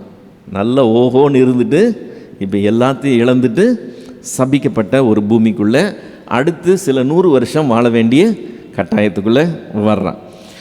இப்போ இந்த பாவம் இவன் செஞ்சு, இந்த பாவம் ஒன்றும் பெரிய விஷயம் இல்லை, சும்மா ஒரு கனியை புசிக்கிறது தானே, இது என்ன பெரிய காரியம்னு சொல்லி, சாகவே சாவாயின்னு சொன்னால் சாக மாட்டேன்னு சொன்னால் அந்த சாகலை, ஆனால் தைரியமாக செஞ்சோம், அதில் என்ன ஒரு காரியம்னு சொல்லி லேசாக செஞ்சுட்டு கடைசியில் இவ்வளவு பெரிய காரியங்கள்லாம் நேரிட்டதை பார்க்குறோம்ல. இதுதான் பாவத்தினுடைய ஸ்பெஷாலிட்டியே. எப்போவுமே பாவம் அதனுடைய பின் விளைவுகளை நமக்கு ஃபுல்லாக காண்பிக்காது. நம்ம பார்வையில் நிறைய டைம் பாவம் அட்ராக்டிவாக கூட தெரியும், இன்பமான ஒரு காரியமாக கூட தெரியும். அதில் என்ன கொஞ்சம் அது செஞ்சால் என்னன்னு சொல்லி அது வாவான்னு கூப்பிடுகிற காரியமாக இருக்கும். நம்ம அதனால் போகிற விளைவுகளை தெரியாமல் தான் அதில் இறங்கி நிறைய டைம் மாட்டிக்கிட்டு நம்ம வாழ்க்கையில் ஆதாமுக்கு இப்போ லிஸ்ட்டு போட்டு சொன்னது போல் நம்ம வாழ்க்கையில் லிஸ்ட்டு போட்டு சாபங்களை நாம் அனுபவித்து கொண்டு இருக்கிறவங்களா இருப்போம். இந்த பாவத்தினுடைய சீரியஸ்னஸை நம்ம கொஞ்சம் கவனித்து பார்த்தோம்னா அது என்னங்கிறத நம்ம அடையாளம் கண்டுக்க முடியும். அப்போது உடம்புல என்ன வந்துடும்? ஆட்டோமேட்டிக்காக பயம் வந்துடும். இப்போ இந்த பாவத்தை பற்றி பைபிளில் ஒரு வசனம் இருக்குது. நீதிமொழிகள் 19வது அதிகாரம் 17வது வசனம். நீதிமொழிகள் 19:17. மதியினை நோக்கி திருட்டு தண்ணி தித்திக்கும், அந்தரங்கத்தில் புசிக்கும் அப்பம் இன்பமாக இருக்கும் என்று சொல்லி கூப்பிடுகிறாள். நம்ம எல்லாரும் தண்ணி குடிச்சிருக்கணும் இல்லை? இப்போ கேன் வாட்டர் குடிக்கிறோம். எந்த ஊரில் போய் குடித்தாலும் கேன் வாட்டர்லாம் ஒரே டேஸ்ட்டில் கொண்டு வந்துடுறாங்க. எங்கே குடித்தாலும் கேன் வாட்டர்லாம் ஒரே டேஸ்ட். முன்னாடியெல்லாம் அப்படி கிடையாது. இந்த ஊர் தண்ணி வேறு மாதிரி இருக்கும், அந்த ஊர் தண்ணி வேறு மாதிரி இருக்கும். ஸோ தண்ணியில் டேஸ்ட் மாறும். தித்திக்கிற தண்ணியை நம்ம பார்த்துருக்குறோமா? தண்ணியில் சுகர் போடலைன்னா அது தித்திக்கிறதுக்கு வாய்ப்பே கிடையாது. ஸோ சாதாரண தண்ணி நீங்கள் எங்கே போய் குடித்தாலும் ருசியாக இருக்கலாம், ஆனால் அது தித்திக்கிறதா இருக்கவே இருக்காது. ஆனால் இங்கே வசனம் என்ன சொல்லுது? அந்த தண்ணியை நீங்கள் திருடி குடிச்சிங்கன்னு வச்சுக்கோங்களேன், அது திருட்டு தண்ணியாக இருந்துச்சுன்னா அந்த தண்ணி எப்படி இருக்குமா? அது தித்திப்பாக இருக்குமா? தண்ணி ஒரு நாளும் தித்திப்பாக இருக்காது, ஆனால் அது திருட்டு தண்ணியாக இருந்தால் அது தித்திப்பாக இருக்கும். அதே மாதிரி நம்ம வீட்டில் சாப்பாடு சாப்பிட்றோம். இப்போ இந்த சாப்பாடு ஒன்று ருசியாக இருக்கும், அல்லது ருசி இல்லாமல் இருக்கும், அல்லது நல்லாயிருக்கும், சாப்பிட்டா நல்லாயிருக்கும், அவ்வளோதான். இதுதான் மேக்சிமம். இன்பமாக இருக்காது. சாப்பிடும்போது அது இன்பமாக இருக்கிறதுக்கு வாய்ப்பே கிடையாது. ஆனால் யாருக்கும் தெரியாமல் டேபிள் கடியில் உட்காந்து திருட்டுத்தனமாக தின்னோம்னு வச்சுக்கோங்க, அந்தரங்கத்தில் புசிக்கிறோம் அப்போ இன்பமாக இருக்கும். திருட்டு தண்ணி தித்திக்கும், அந்தரங்கத்தில் புசிக்கும் அப்போ இன்பமாக இருக்கும். இதுதான் பாவத்தினுடைய அட்ராக்ஷன். அது இன்பமாக இருக்கும், அது தித்திக்கும் அப்படின்னு சொல்லி தான் கூப்பிடும். ஸோ எந்த காரியத்தையும் செய்யாதேன்ற காரியத்தை செய்யும்போது அதில் ஒரு அட்ராக்ஷன் இருக்குது. ஆனால் அதன் பின் விளைவுகள் நம்ம கவனிக்கிறது இல்லை. இப்போ பாவம் சாதாரணமாக அதனுடைய பின் விளைவுகள் எப்படி இருக்கும்னு ஒரு சில வசனங்கள் இருக்குது. அதுங்களெல்லாம் லைனாக பார்த்துடலாம். பாவம் வாசற்படியில் படுத்திருக்கும்னு வசனம் சொல்லுது. ஆதியாகமம் 4வது அதிகாரம் 7வது வசனத்தில் அதை பார்க்குறோம். ஆதியாகமம் 4:7, நீ நன்மை செய்தால் மேன்மை இல்லையோ, நீ நன்மை செய்யாதிருந்தால் பாவம் வாசற்படியில் படுத்திருக்கும்னு வசனம் சொல்லுது. பாவம் வாசப்படியில் படுத்திருக்கும்னு சொன்னால் அது எப்படி இருக்கும்னு கொஞ்சம் கற்பனை பண்ணி பாருங்க. நம்ம வீட்டிலலாம் வாசப்படி என்ன போட்டிருப்போம்? ஒரு மேட்டு போட்டிருப்போம் இல்லை? காலை தான் தேய்ச்சிட்டு உள்ளே வர்றதுக்கு. அந்த டோர் மேட்டுக்கு பதிலாக அங்கே ஒரு நல்ல பாம்பு படுத்திருந்தால் எப்படி இருக்கும்னு யோசனை பண்ணுங்கள். நீங்கள் உள்ளே வர்றதும் கஷ்டம், வெளியில் போகிறதும் கஷ்டம், உங்கள் வீட்டுக்கு யாரும் தேடி வர்றதும் கஷ்டம். இப்போ பாவம் வாசப்படியில் படுத்திருக்கோம்னா அது அந்த அந்த அந்த நிலை, அந்த கதை தான். உங்களுக்கும் கஷ்டம், மற்றவங்களுக்கும் கஷ்டம். அது உங்களுடைய டெய்லி லைஃப்பை டெய்லி பாதிக்கிற காரியம். சிலர் அதனால் என்ன செய்கிறாங்க, இந்த வீடு சரியில்லைன்னு சொல்லி வேறு வீட்டுக்கு மாறி போயிடணும்னு பார்க்குறாங்க. பாவம் உன் வீட்டு வாசப்படியில் படுத்திருக்கோம்னு சொன்னால் இந்த வீட்டிலேருந்து நீங்கள் காலி பண்ணி அங்கே போகிறதுக்கு முன்னாடி அது ஏற்கனவே அங்கே வாசப்படியில் படுத்திருக்கும். ஸோ இது ஏதோ ஒரு காரியம் செஞ்சுட்டு தப்பி போயிட்டோம்னு இல்லை, பாவம் வாசப்படியில் படுத்திருக்கிற காரியமாக இருக்குது. ரெண்டாவது என்ன செய்யுது, அது நன்மையை வரவொட்டாதுன்னு வசனம் சொல்லுது. எரேமியா தீர்க்கதரிசியின் புஸ்தகம் 5வது அதிகாரம் 25வது வசனம். எரேமியா 5:25, உங்கள் அக்கிரமங்கள் இவைகளை விலக்கி உங்கள் பாவங்கள் உங்களுக்கு நன்மையை வர ஒட்டாதிருக்கிறது அப்படின்னு சொல்லியிருக்கு. அந்த பாவம் வாசப்படியில் படுத்திருந்தா குரியர் கொண்டு வரவர் அதை தாண்டி உங்கள்கிட்ட கொடுத்துட்டு போயிடுவாரா? உங்களுக்கு டெலிவரி ஆக வேண்டிய குரியர் கூட டெலிவரி ஆகாது. அதே மாதிரி தான் உங்களுக்கு வர வேண்டிய நன்மை கூட வர ஒட்டாது. பாவம் அதை தடை பண்ணிடும். அதுக்கப்புறம் நீங்கள் எதை சொன்ன மாதிரி வீடு மாதிரி எங்கே போனாலும் அது உங்களை பின்தொடர்ந்து வரும். எண்ணாகமம் 32வது அதிகாரம் 23வது வசனம். எண்ணாகமம் 32வது அதிகாரம் 23வது வசனம். நீங்கள் இப்படி செய்யாமற் போனால் கர்த்தருக்கு விரோதமாய் பாவம் செய்கிறவர்களாக இருப்பீர்கள், உங்கள் பாவம் உங்களை தொடர்ந்து பிடிக்கும் என்று நிச்சயமாய் அறியுங்கள்னு வசனம் சொல். ஸோ எத்தனை வீடு மாறி போனாலும் சரி, பாவம் உங்களோடைய ட்ராவல் பண்ணிக்கிட்டே இருக்கும். அது உங்களை விட்டு போகாது, அது உங்களை தொடர்ந்து பிடிக்கும் என்று சொல்லி வசனம் சொல்லுது. அப்புறம் இருக்கிற வரைக்கும் தானே பிரச்சனை, செத்து போயிட்டா என்ன பிரச்சனைன்னு யோசிக்கலாம். செத்து போயிட்டாலும் இது கூடவே இருக்குமா? செத்து போயிட்டாலும் கூடவே இருக்குமா? அது எலும்புகளோட படுத்துக்கொள்ளும்னு வசனம் சொல்லுது. வாசிக்கலாம். யோபு 20வது அதிகாரம் 11வது வசனம். யோபு 20:11. அவன் எலும்புகள் அவனுடைய வால வயதின் பாவங்களால் நிறைந்திருந்து அவனோட கூட மண்ணில் படுத்து கொண்டு இருக்குமா? ஸோ செத்தப்புறம் கூட விடுற மாதிரி இல்லை, அது செத்தப்புறமும் நம்மளுடைய ட்ராவல் பண்ணோம். நியாய தீர்ப்பு அன்னைக்கு தேவன் முன்னாடி போய் நின்னா அங்கே நமக்கு முன்னாடி அது வந்து நிற்கும். ஆண்டவர் என்ன சொல்கிறார்? ஓசியா தீர்க்கதரிசன புஸ்தகம் 13வது அதிகாரம் 12வது வசனம். ஓசியா 13:12. எப்ராயிமின் அக்கிரமம் கட்டி வைத்திருக்கிறது, அவன் பாவம் பத்திரப்படுத்தப்பட்டிருக்கிறது என் வசனம் சொல்லும். நியாய தீர்ப்புக்கு போய் நின்னா தனித்தனி ஃபைல் இருக்குது. அந்த ஃபைல் எல்லாம் இதுதான். தட்டி தட்டி எடுத்தோம்னா நம்ம மறந்துருப்போம். ஆனால் அதெல்லாம் இங்கே உயிரை வாங்கினது மட்டும் கிடையாது, செத்தப்புறமும் விட்டது கிடையாது. நியாய தீர்ப்புக்கு போனாலும் அங்கேயும் வந்து நம்மளோட அது பிரச்சனை பண்ணுறதா இருக்குது. இப்போ இந்த பாவத்திலேருந்து விடுதலை பெறுறதுக்கு எத்தனையோ விதங்களை மனுஷன் கையாள ட்ரை பண்ணுறான். கோயில் குளம்லாம் எதுக்கு போகிறான்? பாவங்களை தொலைக்கணும்னு தான் போகிறான். வடநாட்டில் இருக்கவங்களாம் தென்னிந்தியாவுக்கு போகிறான், தென்னிந்தியாவில் இருக்கிறவங்களாம் வட இந்தியாவுக்கு போகிறாங்க, புண்ணிய ஸ்தலங்களாக போகிறாங்க, கொண்டு போய் காசை கொட்டுறாங்க, முடிய கொடுக்குறாங்க, நேர்த்தி கடன் செலுத்துகிறாங்க, என்னென்னவோ செய்து பார்க்குறாங்க. எதுக்காக? பாவத்தை தொலைக்கிறதுக்காக. ஆனால் பாவத்தை தொலைக்கிறதுக்கு ஒரே ஒரு வழி தான் இருக்குதுன்னு சொல்லி வேதம் சொல்லுது. பாவம் அடிமைப்படுத்தும்னு சொல்லி ஒரு பாயிண்ட்டை விட்டுட்டேன். பாவம் நம்ம இருக்கிற வரைக்கும் நம்மளை வந்து நம்ம இஷ்டப்படி விடுறதில்ல, அது நம்மளை கண்ட்ரோல் பண்ணி இது பண்ண அடிமைப்படுத்தும். ரோமர் 7வது அதிகாரம் 15-17 வரைக்கும். எப்படி எனில் நான் செய்கிறது எனக்கே சம்மதி இல்லை, நான் விரும்புகிறதை செய்யாமல் நான் வெறுக்கிறதையே செய்கிறேன்.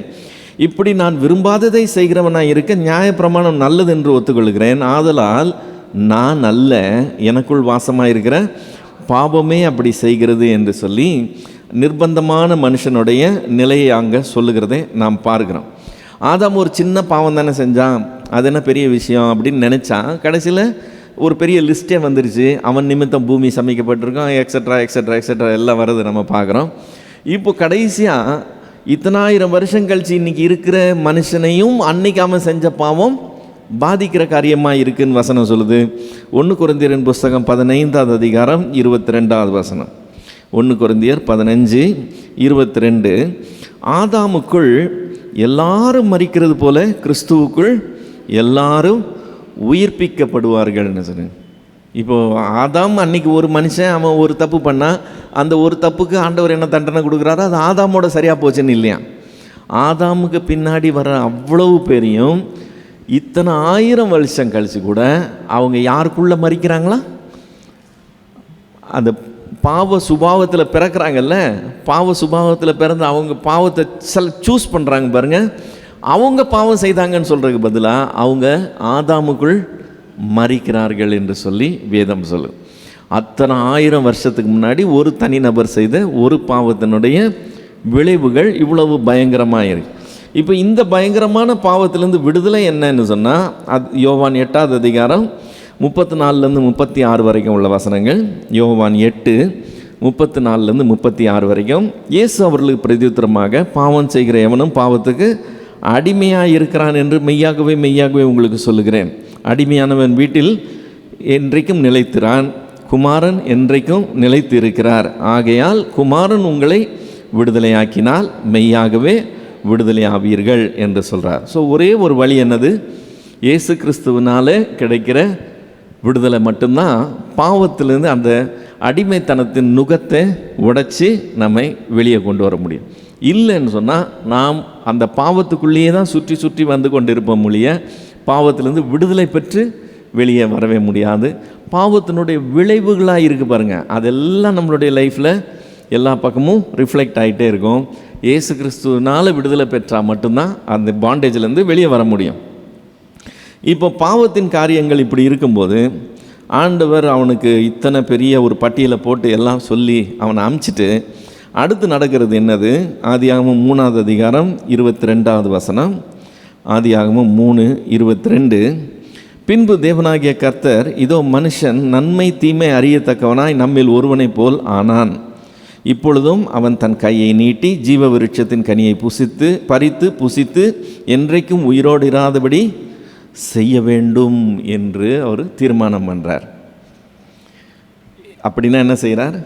ஜீவ விருட்சத்தை அவனுக்கு கிடைக்காதபடி பண்ணணும் என்று சொல்லி அதை அவனுக்கு விலக்கி வைக்கிறார்.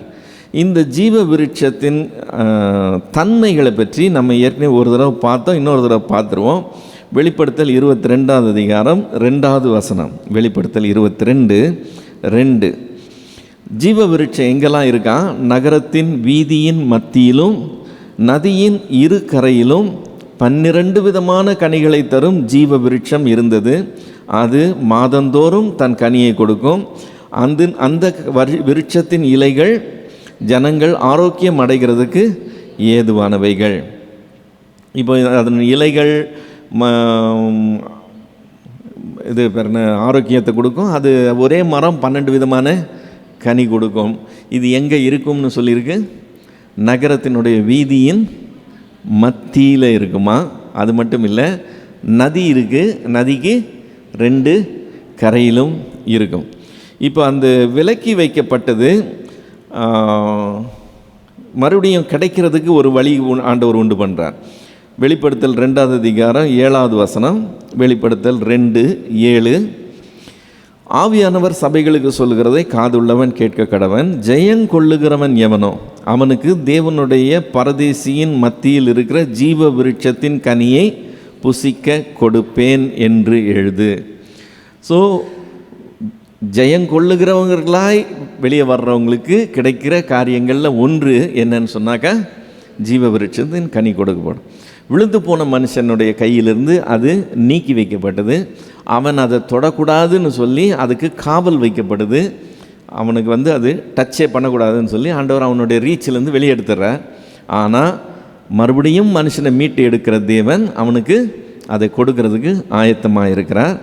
அப்படி அந்த ஜீவ விருட்சத்தை அடையிறதுக்காகவே கட்டளைகளின்படி செய்யணும்னு சொல்லியும் வசனம் சொல்லுது. அதை வெளிப்படுத்தின விசேஷம் 22வது அதிகாரம் 14வது வசனம். வெளிப்படுத்தல் 22:14. ஜீவ விருட்சத்தின் மேல் அதிகாரம் உள்ளவர்களாவதற்கும் வாசல் வழியாய் நகரத்துக்குள் பிரவேசிப்பதற்கும் அவருடைய கட்டளையின்படி செய்கிறவர்கள் பாக்கியவான்கள். இப்போ தேவனுடைய கட்டளையின்படி ஜீவிக்கிறவர்களாக இருக்கிற தேவ பிள்ளைகளுக்கு அந்த நகரத்துக்குள்ளேயும் போக முடியுமா? அந்த ஜீவ விருட்சத்தின் மேலேயும் அவங்களுக்கு அதிகாரம் கிடைக்குதுன்னு சொல்லி நம்ம பார்க்குறோம். இப்போ இந்த ஜீவ விருட்சத்தை விலக்கி வச்சது மட்டும் இல்லை, ஆதியாகமம் 3வது அதிகாரம் 23-24வது வசனத்தில் 2 வார்த்தை வருது. ஆதியாகமம் 23வது அதிகாரம் 23-24. அவன் எடுக்கப்பட்ட மண்ணை பண்படுத்த தேவனாகிய கர்த்தர் அவனை ஏதேன் தோட்டத்திலிருந்து அனுப்பிவிட்டார்னு சொல்லியிருக்கு. அடுத்த வசனம் என்ன ஆரம்பிக்குது? அவர் மனுஷனை துரத்தி விட்ட பின்புன்னு இருக்கு. சரி, அனுப்பி விடுறது மரியாதையாக இருக்கும், துரத்தி விடுறது அவ்வளோ மரியாதையாக இருக்காது. அவனை அனுப்பி விட்டாரா துரத்தி விட்டாரா? அவன் என்னைக்கு கனியை பறித்து புசிச்சானோ அப்போ இம்மீடியட்டாக அவன் தன்னைத்தானே ஆகாதவனாய் ஆக்கி கொள்ளுகிறான். அங்கே அவன் தங்குறதுக்கு அந்த தோட்டத்தில் இருக்கிறதுக்கு தகுதியற்றவனாய் தன்னைத்தானே அவன் மாற்றிக்கொள்ளுகிறான். அவன் அந்த தகுதியை இழந்ததுனால தேவன் அவனை அனுப்பி விடுகிறார். என்னுக்காக அனுப்பி விடுகிறார்? நீ போய் நிலத்தை பண்படுத்து, போய் விவசாயம் பண்ணுறான்னு சொல்லி அனுப்பி விடுறார். இப்போ இவனை அனுப்பி விட்டால் போகணும் இல்லை? இப்போ நான் தான் சொன்னேன், இவன் நான் வாழ்ந்து கெட்டவேன்னு. இது எவ்வளவு சுகமான வாழ்க்கைன்னு தெரியும். அது எவ்வளோ பயங்கரமான வாழ்க்கைன்னு தெரியும். இங்கேருந்து அங்கே போனால் ரைட் ஆண்டவரேன்னு தூக்கிட்டு நடந்து போகிறதுக்கு அவன் பைத்தியக்காரன் இல்லைல்ல. அவன் நிச்சயமாக ரெசிஸ்ட் பண்ணியிருக்கணும். இப்போ அடுத்த வார்த்தை என்ன சொல்லுது? அவர் அவனை துரத்தி விட்டார். ஓகே, ஸோ யாருமே வில்லிங்காக போக மாட்டாங்க. இவனை ஃபோர்ஸ் பண்ணி அங்கேருந்து துரத்தி விடுறாரு, வெளியே வரான். ஓகே, இப்போது இந்த இதே மாதிரி தான் கடைசி நாள்லேயே நடக்கும். கடைசி நாளில் வெளிப்படுத்தல் 20வது அதிகாரம் 15வது வசனத்தில் பார்க்குறோம்.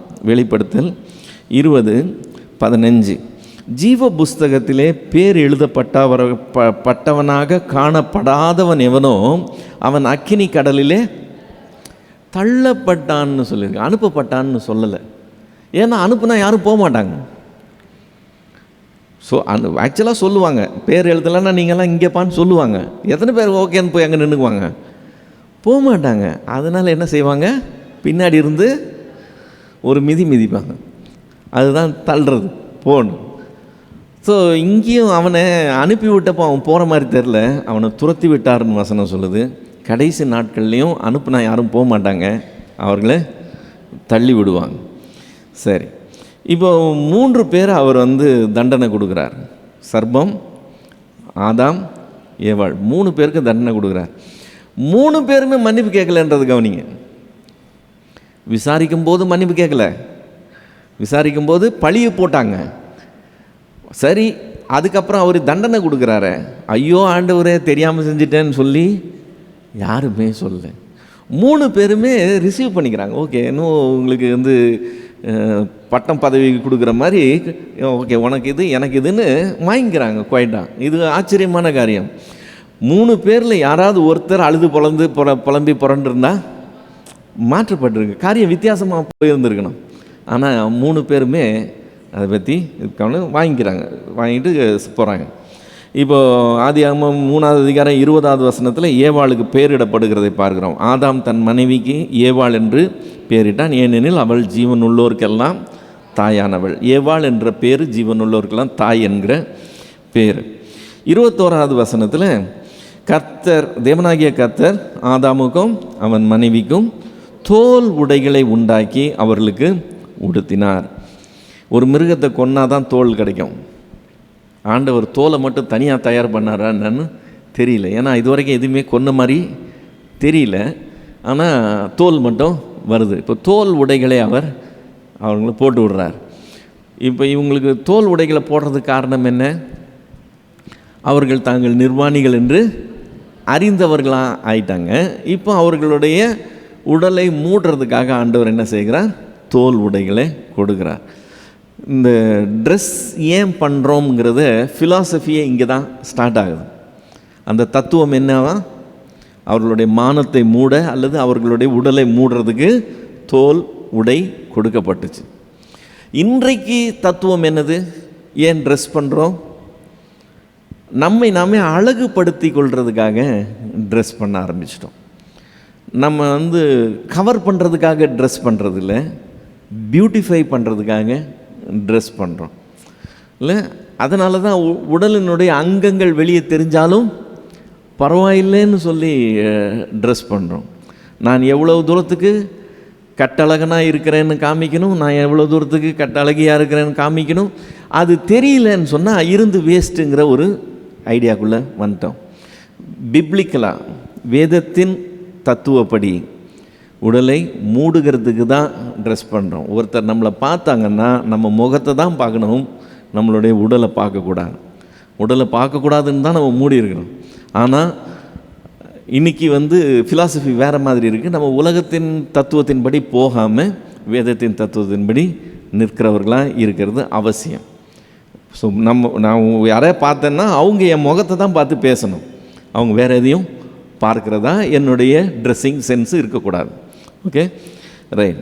இப்போ 23வது வசனம், ஆதியாகமம் 3:23, அவன் எடுக்கப்பட்ட மண்ணை பண்படுத்த தேவன் கர்த்தர் அவனை ஏதேன் தோட்டத்திலிருந்து அனுப்பிவிட்டார்னு பார்க்குறோம். ஸோ அவனுடைய நேச்சர் ஆஃப் ஜாப் என்னது? இனிமேல் அவர் விவசாயம் பண்ணுறதுக்காக புறப்பட்டு போகிறான். 24வது வசனம், அவர் மனுஷனை துரத்தி விட்டு ஜீவ விருட்சத்துக்கு போகும் வழியை காவல் செய்ய ஏதேன் தோட்டத்துக்கு கிழக்கே கேருபீன்களையும் வீசி கொண்டிருக்கிற சுடரொளி பட்டயத்தையும் வைத்தார் என்று சொல்லியிருக்கு. இப்போ நம்ம ஏற்கனவே பார்த்தது மாதிரி இந்த ஏதேன் தோட்டம் எங்கே இருக்குன்றது, சுடரொளி பட்டயம் எங்கே இருக்குது, அந்த லொக்கேஷன் எங்கே, இதெல்லாம் ப்ரீ ஃப்ளட் ஜியாகிரஃபி, அதாவது ஜலப்பிரளயத்துக்கு முன்னாடி உள்ள நிலவியல். ஜலப்பிரளயத்துக்கு அப்புறம் ஜியாகிரஃபியே டோட்டலாக மாறி போச்சு. அதனால் இந்த ஏதேன் தோட்டம் லொக்கேஷன் அது கிழக்கில் இதெல்லாம் அப்போ உள்ளது. இப்போ நம்ம லொக்கேட் பண்ணவோ காமிக்கவோ நமக்கு வழி கிடையாது. ஆனால் தேவன் மனுஷன் அங்கே உள்ளே என்ட்ரு ஆகக்கூடாதுன்னு சொல்லி காவல் வைத்தாருன்னு சொல்லி நம்ம இங்கே பார்க்குறோம். இதோட இந்த அதிகாரம் முடியுது. ஸோ நான் இதோட நிறுத்திக்கிறேன். உங்களுக்கு ஏதாவது டவுட்ஸ் இருந்தால் நம்ம கிளியர் பண்ணிக்குவோம். இப்போ சாபம்னு இப்போ சொல்கிறாங்க இல்லைங்க, இப்போ நம்ம பிப்ளிக்கல் பிரகாரம் இப்போ பார்த்தோம். நம்ம என் கொஷின் என்னென்னா, இப்போ நம்ம ஃபேமிலிஸ் வழியாகவும் அது உள்ளார வருங்களா? இப்போது பரம்பரை சாபம் அப்படிலாம் நம்ம நிறைய கேள்விப்படுறோம். அதுக்கு அது அப்படியும் ஆகுமா, இல்லை இந்த பிப்ளிக்கல் சாபங்கள் மட்டும்தான் நம்மளை தொடர்ந்து வருமா? சாபம் ஒருத்தர் செய்தது அடுத்தவங்களுக்கு வருமானது தான் கொஸ்டின் இல்லையா? ஹெரிடிட்டரியாக வருமா, ஃபேமிலிக்குள்ளே அப்படியே தொடர்ந்து வருமா? வரவும் செய்யும், வராமலும் இருக்கும். ஏன்னா ஒரு இடத்துல ஆண்டவர் சொல்கிறார், பிதாக்கள் காய்களை தின்றார்கள், பிள்ளைகளுடைய பற்கள் கூசி போயிட்டுருன்னு சொல்லி ஒரு பழமொழியை வச்சுருந்தாங்க இஸ்ரவேலர் மத்தியில். அதனால் அப்படி நடக்காது, யார் தப்பு செய்கிற ஆத்மாவோ அவனுக்கு மட்டும்தான் சொல்லி ஒரு இடத்துல சொல்கிறார். ஆனால் எப்படி ஆசீர்வாதம் generation to generation carry over ஆகுதோ, அதே போல் பாவமும் ஜென்ரேஷன் டு ஜென்ரேஷன் அதே லாஜிக் தான் அது கேரி ஓவர் ஆகும். அவள் வித்துக்கும் முன் வித்துக்கும் பகை உண்டாக்குவேன்னு சொன்னீங்க இல்லையா? அதில் இப்போது ஆண்டவருக்கு பிரியம் இல்லாமல் இருக்கிறவங்க ஆண்டவருக்கு பிரியமானவங்க அப்படின்னு சொல்கிறாங்க. அந்த பகை வரும்னு தன்னுடைய ஆட்கள் தேவனுடைய ஆட்கள். இப்போது ரட்சிக்கப்படாதவங்க அப்படின்னு நம்ம குடும்பத்தில் இருக்கும்போது அப்போ நம்முடைய கருத்து வித்தியாசங்கள் வேறு மாதிரி கொள்ளும். அது நிமித்தமாக இருக்கிறதுக்கு வாய்ப்பு இருக்குது. அது நிமித்தமாக நமக்கு பகை வருங்களா ஃபேமிலியில்? கண்டிப்பாக நம்ம தேவனை சேவிக்கணும்னு டிசைட் பண்ண உடனேயே உலகம் உங்களை பகைக்கும் தான் வேதம் சொல்லும். நான் உங்களை உலகத்திலும் தெரிந்து கொண்டேன், அதனால் உலகம் உங்களை பகைக்கும்னு சொல்லுவேன். ஸோ அதோட மீனிங்ன்றது ஃபேமிலியை குறித்து தான் வரும். ஃபேமிலி மட்டும் இல்லை, மொத்த வேர்ல்டே நம்ம அவங்களோட இருக்கிற வரைக்கும் சந்தோஷம். இப்போது ஒரு ஆஃபீஸில் ஒர்க் பண்ணுறோம், எல்லோரும் போய் சொல்லுவாங்க, நான் போய் சொல்ல மாட்டேன்னு சொன்னோன்னே மீதி அத்தனை பேர் எனக்கு விரோதிகளாக மாறிடுவாங்க. நான் அவங்களுக்கு எந்த தப்பும் பண்ணல, ஆனாலும் அவங்க எனக்கு பகைங்கிறதான் டீல் பண்ணுவாங்க.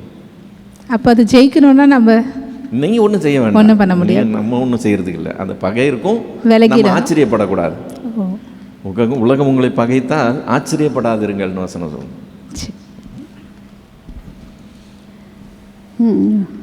3ஆம் அதிகாரம் 16வது வசனத்தில், உன் ஆசை புருஷனை பற்றி இருக்கும், அவன் உன்னை ஆண்டு கொள்வான். அதே மாதிரி 4ஆம் அதிகாரம் 7வது வசனத்தில், அவன் ஆசை உன்னை பற்றி இருக்கும், நீ அவனை ஆண்டு கொள்வாய். இது ரெண்டுக்கும் வித்தியாசம். முதல்ல இது சாபம், ரெண்டாவது நீ இந்த நன்மையை செய்திருந்தன்னா அவன் உனக்கு கடமைப்பட்டிருப்பான். நான் வாலண்டியராக ஒருத்தருக்கு நன்மை செய்யும்போது அவங்க எனக்கு கடமைப்பட்டிருப்பாங்கல்ல, அந்த ரிலேஷன்ஷிப் அவர் சொல்கிறார். அவன் உன்னை பற்றி இருப்பானே, நீ அவனை ஆண்டு கொண்டு இருக்கலாமே, உனக்கு ஒரு கண்ட்ரோல் இருக்கல அவன் மேலே, நீ அதை மிஸ் பண்ணிட்டல அப்படின்னு சொல்கிறார். புரியுதுங்களா? பிரதர், அந்த கனியை புசிச்சதுனால நம்மில் ஒருவரை போல் ஆனார்கள் அப்படின்னு சொல்லி, அப்போ 3 பேர் திரியேக தேவன் அங்கே இருந்து சொல்கிறாருங்களா? திரியேக தேவன் மட்டும் இல்லை, தேவன் அதாவது மனுஷன் ஒரு சிருஷ்டி, தேவலோகத்தில் இருக்கிற மற்றவங்க அவ்வளோ பேரும் ஒரு கேட்டகரியில் வருவாங்க. இப்போ அவங்க எல்லாருக்குமே நன்மை தீமை தெரியும், இவனுக்கு மட்டும்தான் தெரியாது. இப்போ இவன் அந்த கேட்டகரியிலேருந்து இந்த கேட்டகரிக்கு மாறிட்டாங்கிறத அவர் சொல்கிறார். Okay, thank you. இதில் ஒளிக்கும் இருளுக்கும் சம்பந்தம் இல்லை அப்படின்னு ஒரு வசனம் வெளியே புதிய ஏற்பாட்டில் வருதில்ல. இங்கே இருளையும் ஒளியும் தனித்தனியாக பிரித்தார், அது ஒரு வசனம் இருக்குது. ஸோ இங்கே இன்னொரு வசனம் இதில் வர வசனங்களில் சிலது நம்ம வாக்குதத்தமாக எடுத்து ஜெபிக்கலாமா? எந்த வசனம்? இப்போ இது உதாரணமாக சொல்கிற பாருங்கள், இருளுக்கும் வெளிச்சத்தையும் இருளையும் வெவ்வேறாக பிரித்தார். இப்போ ஒரு வாலிப பிள்ளை ஒரு இருளில் இருக்கிற ஒரு வாலிபனை விரும்புது. கர்த்தருடைய பிள்ளை அது. வேண்டாம் ஆண்டவரே நீங்கள் அதை பிரிச்சிருங்கப்பா அப்படின்னு ஒரு வார்த்தை கேட்டு ஜெபிக்கலாமா? இப்படி நீங்கள் பிரிச்சிருக்கிறீங்க இல்லையா, இப்போவே அதை பிரிச்சிருங்களா ஆண்டவரே, இருளும் வெளிச்சமும் ஒன்றா இருக்க முடியாதுன்னு சொல்கிறீங்களே, இந்த வாழ்க்கை வேண்டாம் ஆண்டவரேன்னு அப்படி அதை வாக்குத்தத்தமாக எடுத்துக்கலாமா? நம்பர் 1. நம்பர் 2 வந்து இங்கே வந்து இன்னொரு காரியம் என்னன்னு சொன்னாக்கா, சில காரியங்கள் இதில் இருக்கிறது வந்து உன் ஆசை, நீங்கள் சாப்பிட்டீங்க, உன் ஆசை உன் புருஷனை பற்றி இருக்கும் போட்டிருக்குது. இப்போ என்ன பண்ணுறாங்க, ஒரு ஹஸ்பண்ட் அண்ட் ஒய்ஃபு அவங்க சிலர் டைவர்ஸ் விரும்புகிறாங்க.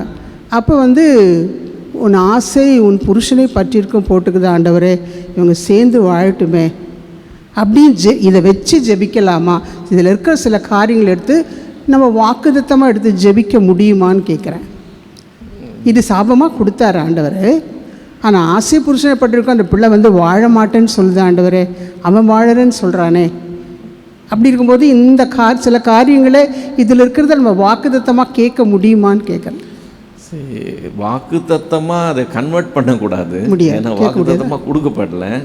அந்த ஸ்டேட்மெண்ட்ஸ் எடுத்து நீங்கள் வந்து இதில் அப்ளை பண்ணலாமான்னு நீங்கள் கேட்குறீங்க. அதுதான் இப்போ இந்த லாஜிக்கை ஃபாலோ பண்ணி நீங்கள் இப்படி செய்யலாமே ஆண்டவரேன்னு சொல்லி கேட்குறது நீங்கள் சொல்கிற காரியம். ஏன்னா அதுக்கு எனக்கு சாட்சி இருக்குது. ஏன்னு சொன்னால் முதல் வசனத்துலேயே அந்த அவர் படைத்ததெல்லாம் பார்த்தப்போ எல்லாம் நல்லா இருந்தது அப்படின்னு முடிக்கிறார் இல்லையா அந்த முதல் அதிகாரத்தில்.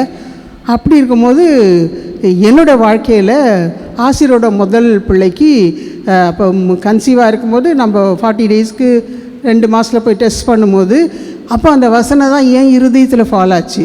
நான் படித்ததெல்லாம் நல்லா தான் இருக்கும், நீ வந்து ஸ்கேனுக்கு போயிருக்கிறல ஏன் பயப்படுற, நான் படித்தது நல்லா தான் இருக்குது அப்படி. அப்போ அந்த வசனம் பேசிட்டு வர ரிசல்ட் வர வரைக்கும் பார்த்துட்டு இருந்தால் அந்த வசனத்துக்கு நல்லா இருக்குது, ஸ்கேன் நல்லா இருக்குது பேபின்னாங்க.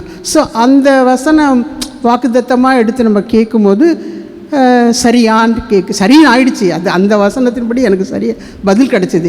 இப்பேற்பட்ட வசனங்கள் வரும்போது நம்ம கேட்கலாமா, அதன்படி அந்த சூழ்நிலைக்கு ஏற்ற மாதிரி கேட்கலாமா? அது கேட்கக்கூடாதுன்னு சொல்லி நான் சொல்ல முடியாது, கேட்கக்கூடாதுன்னு சொல்ல முடியாது.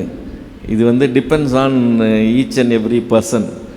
இப்போ நீங்கள் வந்து நீங்கள் பார்க்குற பார்வை அந்த மாதிரி நீங்கள் வந்து அதை கிளைம் பண்ணி நீங்கள் அந்த மாதிரி போகிறீங்க.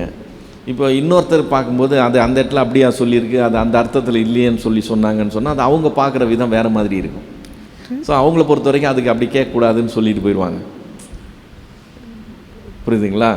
நீங்கள் வந்து இருளையும் அதையும் பிரிச்சிங்களா ஆண்டவரே, நீங்கள் அதே மாதிரி இதுலேயும் பிரிச்சுருங்க அப்படின்னு சொல்லி நீங்கள் சொல்லலாம். அது வந்து உங்களுடைய தனிப்பட்ட விதத்தில் உங்களுடைய பார்வை. இதை ஜென்ரலைஸ் பண்ண முடியாது, எல்லாருக்கும் அது மாதிரி பொருந்தாது. இப்போ புதிய ஏற்பாட்டில் ஒளிக்கு இருளுக்கும் சம்மந்தம் இல்லை, அப்போ அந்த கர்த்தருடைய பிள்ளைகளோட தான் பிள்ளைகள் இணையணும். அந்த வசனம் வந்து வேறு அர்த்தத்தில் வர்ற ஒரு வசனம். அது திருமணத்தை பற்றி பேசாத இடத்துல வர வசனம். நம்ம தான் அதை எடுத்து திருமணத்துக்கு பயன்படுத்துகிறோம். அது 2 கொரிந்தியர் 6வது அதிகாரம்னு நினைக்கிறேன். அது திருமணத்தை பற்றியே பேசாத ஒரு இடத்துல வர்றது. நாம் தான் அதை எடுத்து திருமணத்துக்காக சொல்லிகிட்டு இருக்கிறோம். அதனால் அது நம்ம யூஸ் பண்ண வேண்டாம். பட் ஸ்டில் எந்த வேதத்தின் எந்த பகுதியை வேணாலும் எடுத்து நம்ம வந்து யூஸ் பண்ணும்போது it will always depend on each and every person. இப்போது சிலர் வந்து அந்த இடத்துல அப்படி தான் அது சொல்லியிருக்கா, ஆண்டவர் அதை தான் மீன் பண்ணாரா, அப்போ அதை நான் இப்படி கேட்கலாமா அப்படிலாம் கேட்குறவங்களா இருந்தாங்கன்னு சொன்னால் அவங்களுக்கு அது அப்ளிகபிள் ஆகாது. ஒரு சிலர் அவ்வளோ டீப்பாக போகாமல் அந்த வசனம் அப்படி இருக்குல்ல, அந்த வார்த்தை அப்படி இருக்குல்லன்னு அந்த வசனத்தையும் அந்த வார்த்தையும் பிடிச்சிக்கிட்டு கேட்பாங்க. அதனுடைய மீனிங்கு, அதனுடைய பேக்ரவுண்டு, அதனுடைய சிச்சுவேஷன் இதெல்லாம் பார்க்காம வெறும்னே லிட்ரல் சென்ஸில் கேட்பாங்க. அது ஆண்டவராச்சு அவங்களாச்சு, அது வந்து நம்ம தப்பு சொல்கிறதுக்கு ஒன்றும் இல்லை. நீ செய்யக்கூடாதுன்னு சொல்லி யாரையும் சொல்ல முடியாது. சரி இல்லை, நம்ம கேட்குறது இப்போ எனக்கு கேட்டது எனக்கு பதில் ஆண்டவர் அதில் கொடுத்தது எனக்கு சரின்ன மாதிரி தெரிஞ்சிச்சு. அது அப்படி கரெக்டு. ஆனால் அப்படி வேதத்துலேருந்து வசனங்களை எடுத்து யாரும் ஜெபம் பண்ணதான் நம்ம வேதத்தில் எங்கேயுமே பார்க்க முடியாது. யாருக்கோ சொன்னதை எடுத்து எனக்கு வேணும் ஆண்டவரேன்னு சொல்லி கேட்டு ஜெபம் பண்ணி அதை பெற்றுக்கொண்டதா, அப்படி ஒரு வாக்குத்தத்தம் கொண்டு வந்ததா எங்கேயுமே பார்க்க முடியாது. அப்படி பார்க்க போனால் நீங்கள் அப்படி கிளைம் பண்ணவே முடியாதுன்னு சொல்லணும். ஆனால் ஆண்டவர் அப்படி ட்ரீட் பண்ணுறதில்ல, அவங்கவுங்களுடைய லெவலுக்கு ஏற்ற மாதிரி அவங்கவுங்கள ட்ரீட் பண்ணுறாரு. சிலர் வந்து அந்த மாதிரி ஒரு மனநிலையோடு இருப்பாங்க. அந்த மனநிலையை அவர் அப்படியே அப்ரிஷியேட் பண்ணி அதுக்கு ஏற்ற மாதிரி செய்வார். ஒரு சிலர் இன்னும் கொஞ்சம் மெச்சூர்டு மைண்ட் செட்டில் இருப்பாங்க, அவங்கள அதுக்கேற்ற மாதிரி டீல் பண்ணுவார். தேவனாச்சு அவங்களாச்சு, அதில் நம்ம நடுவில் போயிட்டு இல்லை இப்படி செய்யக்கூடாது இப்படி பண்ணணும்னு சொல்ல முடியாது. அதுக்காக சொல்கிறோம். சிலர்லாம் அப்படி தான் அந்த வசனங்கள் அந்த சம்பவங்களை சொல்லி ஜெபிச்சு கிளைம் பண்ணி வாங்குறதா இப்போ ஒரு வர நாட்கள் அப்படி தான் செய்கிறோம். நம்ம செய்கிறோம், செஞ்சுட்டு தான் இருக்கிறோம். ஆனால் நான் என்ன கேட்பேன், அப்படி ஏதாவது ஆதாரம் வேதத்தில் இருக்கான்னு கேட்பேன். இப்போ எரேமியாவுக்கு வந்து ஏசாயாவுக்கு சொன்னதை எரேமியா பேசுனதாவோ, இல்லை எரேமியாவுக்கு சொன்னதை இயேசு கிறிஸ்து சொன்னதாவோ தனக்கு அப்ளை பண்ணி அந்த வசனம் படி எனக்கு இப்படி வேணும்னு சொல்லி கேட்டதாவோ அப்படிலாம் எங்கேயுமே நம்ம பார்க்க முடியாது. அதே மாதிரி தேவன் பேசினார்னு சொல்லி வேதத்திலேருந்து ஏதாவது வசனங்கள் எடுத்து சொல்கிறது, அந்த வசனத்தின்படி என்கிட்ட பேசினார்னு சொல்கிறது, இந்த மாதிரிலாம் பைபிளில் கொட்டேஷன் கிடையாது. அப்போ ஷுவராக வாக்குத்தத்தம்னா என்னன்னு சொல்கிறேங்க. வாக்குத்தத்தின் வாக்குத்தத்தம் அது வந்து கம்ப்ளீட்டாக டிஃப்ரெண்ட் சப்ஜெக்ட் சிஸ்டர். ஓகே, நீங்கள் அந்த வாக்குத்தத்தம்னு சொல்கிறது கம்ப்ளீட்டாக டிஃப்ரெண்ட் சப்ஜெக்ட். அதை ஸ்ட்ரிக்டாக சொல்லணும்னு சொன்னால் நித்திய ஜீவனை உங்களுக்கு அளிப்பேன் என்று சொன்னதே உங்களுக்கு வாக்குத்தத்தம். வேறு எதையுமே அவர் சொல்லலை. நீங்கள் வேற்றதெல்லாம் வாக்குத்தத்தம் நமக்கு ஆசைப்பட்டு கிளைம் பண்ணிக்கலாம். ஆனால் உங்களுக்கு நித்திய ஜீவனை தருவேன்னு சொல்லியிருக்காரு பாருங்க, அதுதான் வாக்குத்தத்தம். அதை தான் வேதம் வாக்குத்தத்தம்னே சொல்லுது. ஒரு சில சூழ்நிலையில் இயேசு கிறிஸ்து சொல்கிறாருங்களா, சொல்கிறேன், தாவீது காலத்தில் அந்த அப்பம் புசிச்சாங்க இல்லையா, அப்போ இது பண்ணலான்றது அவர் அதை கோட் பண்ணுறாரு. கோட் பண்ணுவார், பட் கோட் பண்ணுவார். ஆனால் வாக்குத்தத்தமாக கிளைம் பண்ண மாட்டார். அது வேற, இது வேற. சரின்னு சொல்ல முடியாது. அது சரின்னு அதனால் லிட்ரலாக நம்ம வந்து வாக்கு தத்தத்தை இப்படி கிளைம் பண்ணலாமா அப்படின்னு சொல்கிறது அது வந்து ஒரு தனி சப்ஜெக்ட். சரி சரி. அது நான் பார்த்த வரைக்கும் ஆண்டவர் குழந்தைத்தனமாக போகிறவங்கள குழந்தைத்தனமாக நடத்துவார். ஸ்காலர் லெவலில் போகிறவங்கள ஸ்காலர் லெவலில் நடத்துவார். அதனால் ஸ்காலர் லெவல் தான் எல்லாருக்கும் அப்ளை ஆகும்னு சொல்ல முடியாது. ஏன்னா ஆண்டவர் வந்து ஒரு பாடல் மூலமாக அற்புதம் செஞ்சுட்டு போயிடுவார், ரொம்ப சாதாரணமாக பண்ணிட்டு போயிடுவார். நம்ம அப்படி நடக்காது இப்படி நடக்காது அதுக்கு சாட்சி இருக்கான்னு கேட்டுக்கிட்டு இருக்கிறதுல அர்த்தம் இருக்காது. புரியுதுங்களா? ஒவ்வொருத்தரும் அவர் தனித்தனி விதத்தில் ஹேண்டில் பண்ணுவார். அப்போ அப்படி பார்க்கும்போது நம்ம அவருடைய லைனில் தான் நம்ம போகணும். இப்போ வசனம் ஒன்று இருக்குது சிஸ்டர், வண்டியில் வசனம் போட்டிருக்கிறாங்க. அந்த வசனத்தை பார்த்து இன்றைக்கி கர்த்தர் எனக்கு இந்த வார்த்தை பேசினார்னு சொல்கிறவங்க இருக்கிறாங்க. அப்படி பேசுகிறதும் இருக்கிறார் அவர். யாரோ என்றைக்கோ எழுதின வார்த்தை அதை வந்து இன்றைக்கி ரோட்டில் இவன் நடந்து போகும்போது அந்த வண்டி போச்சு, அந்த வண்டியில் அவன் பார்த்துருவான். பார்த்துட்டு என் சமூகம் முன்பாக செல்லுன்னு போட்டோன்னா நான் இன்றைக்கி காலைல யோசிச்சுட்டே வந்து ஆண்டவர் வாக்குத்தத்தம் கொடுத்தாருன்னு சொல்கிறவங்க இருக்கிறாங்க. அப்படி அவர் கொடுக்கறதும் உண்டு, நடத்துகிறதும் உண்டு. சிலரை உயிர்ப்பிக்க கூட செய்கிறார். கம்ப்ளீட்டாக சூசைடுக்கு போனவங்கெல்லாம் கூட அந்த மாதிரி ஒரு சென்டென்ஸை பார்த்துட்டு ரட்சிக்கப்பட்டவங்கெல்லாம் இருக்கிறாங்க. ஆனால் நம்ம ஒன்றுமே பேச முடியாது இல்லைனா, அந்தந்த லெவலுக்கு ஏற்ற மாதிரி ஆண்டவர் டீல் பண்ணுவார். சொல்கிறேன், இது இந்த மாதிரி பைபிள் ஸ்டடின்றது ஒரு 40 வருஷத்துக்கு முன்னாடி நான் வாஞ்சித்தது. இப்போ வந்து அது ஆக்சுவலி ஆசிர் சின்ன குழந்தையாக இருக்கும்பொழுது, ஆனால் இத்தனை வருஷத்துக்கு அப்புறம் இந்த சபையில் இப்படி ஒரு சூழ்நிலை ஆண்டவர் உருவாக்கி கொடுத்துக்கிறாரு. இப்போ கேட்டுடுவோம் போயிடுவோம், எதுவுமே பதில் கேட்க முடியாது. அவங்க சொல்லிக்கிறாங்க சரி அப்படியே போயிடுவோம். இப்போ இதெல்லாம் கேள்வி கேட்டு புரிஞ்சுக்கிற அளவு கர்த்தர் ஒரு கிருபையை இந்த அட்வென்ட் சர்ச்சில் செம்பாக்கத்தில் நாங்கள் இவ்வளோ பெருசாக வளர்ந்த பிறகு கொடுத்துருக்குது ஒரு பெரிய சாட்சி. தேங்க்யூ, ஆண்டவருக்கு நன்றி சொல்கிறேன்.